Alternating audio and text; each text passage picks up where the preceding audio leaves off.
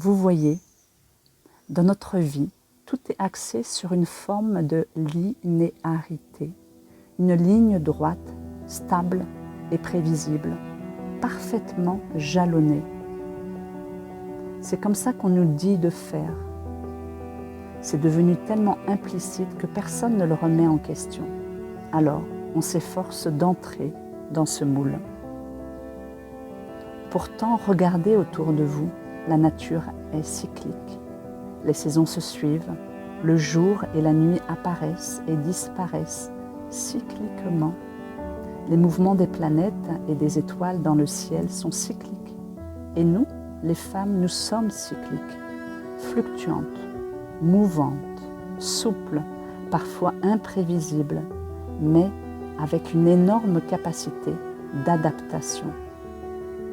Nous avons la chance de nous sentir très à l'aise dans ce ballet qui se déroule dans un enchaînement d'équilibre et de déséquilibre. Et pourquoi cela? Pour avancer. La marche est un bon exemple. À chaque pas, nous prenons le risque de nous mettre en déséquilibre pour faire un autre pas. Sinon, nous resterions statiques. Notre essence profonde est cyclique parce que nous sommes intimement liés à la nature, notre mère terre.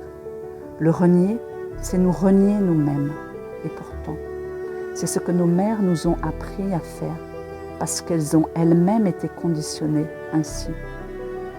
Cette linéarité est de nature masculine.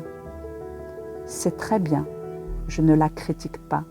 Elle a sa raison d'être. Je dis simplement qu'elle n'est pas adaptée à notre nature féminine.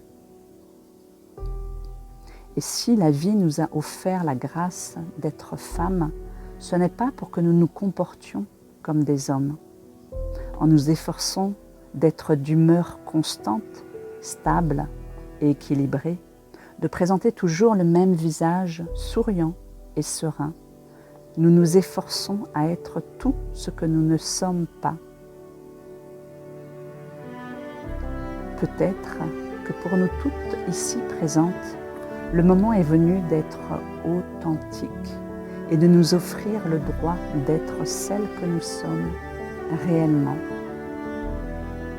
Je dirais même que la majorité d'entre nous n'a pas compris le grand secret de la femme, le mystère de son essence, la source de son pouvoir.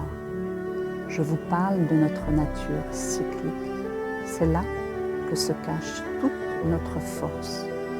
Le changement avec son perpétuel rythme d'expansion et de contraction est le ferment de la vie. Il est très important de réaliser, d'honorer et de respecter le fait que rien dans notre vie de femme n'échappe à cette perpétuelle mouvance cyclique. Rien, absolument rien. Ce serait contre nature de vouloir y échapper. Nous nous ferions du mal. Le principal cycle qui gouverne notre vie est celui de nos lunes rouges. Et comme il exerce une influence sur tous les aspects de notre être, il est indispensable de le connaître, de le reconnaître, de le respecter, de s'en faire un allié pour exploiter nos ressources. Chacune de nous vit selon son propre cycle.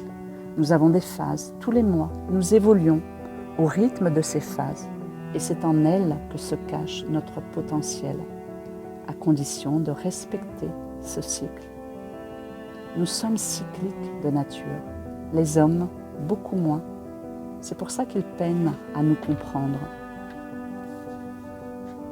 Chez nous, les femmes, il y a un temps pour tout. Un temps pour danser, pétiller, s'activer comme une fleur au printemps qui bourgeonne et qui s'ouvre à la vie avec un enthousiasme débordant. Il y a un temps pour exprimer notre plénitude, comme une fleur en été qui évoque la fécondité de la nature. Cette fleur est arrivée à maturité, elle est épanouie, elle fait étalage de ses couleurs et de son parfum. Il y a aussi un temps pour se détacher du spectacle de la vie, comme les feuilles, qui commence à jaunir en automne. La lumière du monde extérieur diminue et cède la place à la vie intérieure, à la magie qui palpite au centre de nous-mêmes. Et finalement, il y a un temps d'immobilité silencieuse, d'introspection. C'est le moment de se mettre en retrait. C'est la période du repos, de l'obscurité, des longues nuits d'hiver. La terre se ressource de son inactivité. Elle se guérit et se prépare à renaître, à repartir pour un nouveau cycle.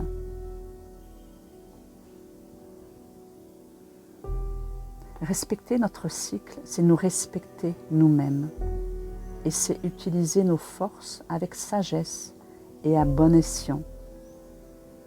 Si vous essayez de rester immobile au moment de l'éclosion de nouvelles forces ou si vous vous obligez à être très active au moment de l'immobilité silencieuse, ça n'ira pas. Vous aurez le sentiment de nager à contre-courant. En fait, la plupart d'entre nous croient être une seule et même femme. Mais en réalité, nous sommes plusieurs femmes en une seule. Nous avons de nombreux visages. Et je dois ajouter que nous savons rarement que nous changeons de visage lorsque nous le faisons. En général, c'est la réaction de notre entourage qui nous l'indique. Nous sommes changeantes en fonction des phases de nos lunes.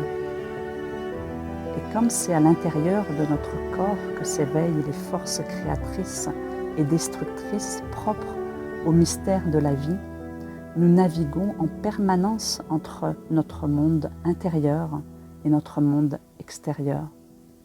C'est là que se trouve toute notre force et les dons de notre féminité que nous devons reconnaître, accepter et chérir par-dessus tout.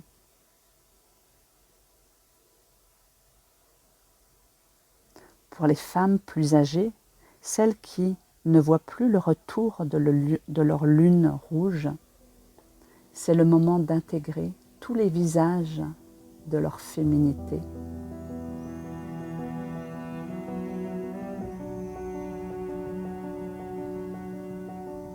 C'est ainsi que l'on trouve cette forme de paix intérieure.